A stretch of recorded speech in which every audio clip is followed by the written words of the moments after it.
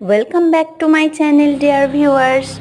উচ্ছে গাছটা বেশ সুন্দর হয়েছে দেখতে, তবে উচ্ছেগুলো প্রথমে এইটুকু হয়। যাক, এসব কথা এখন থাক। আজ একটা সমস্যা হয়ে গেছে, সমস্যার কথা বলি।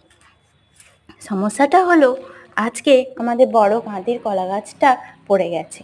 তো পড়লে তো ঠিক আছে, কেটে নেওয়া যায়, কিন্তু পড়েছে সব গাছের ঘাড়ে। প্রচুর গাছ আছে, সব গাছের উপরে এগুলো পড়েছে, অনেকগুলো গাছের মধ্যে পড়েছে। তাই ভয় হচ্ছে ওই গাছগুলো না নষ্ট হয়ে যায়। ওখানে বেগুন গাছ আছে, আর কুমড়ো গাছগুলোও নষ্ট হয়ে যাবে মনে হচ্ছে। কুমড়ো গাছ, পুরো কুমড়ো গাছের উপরে পড়েছে, একেবারে শুয়ে পড়েছে গাছটা কুমড়ো গাছের উপরে।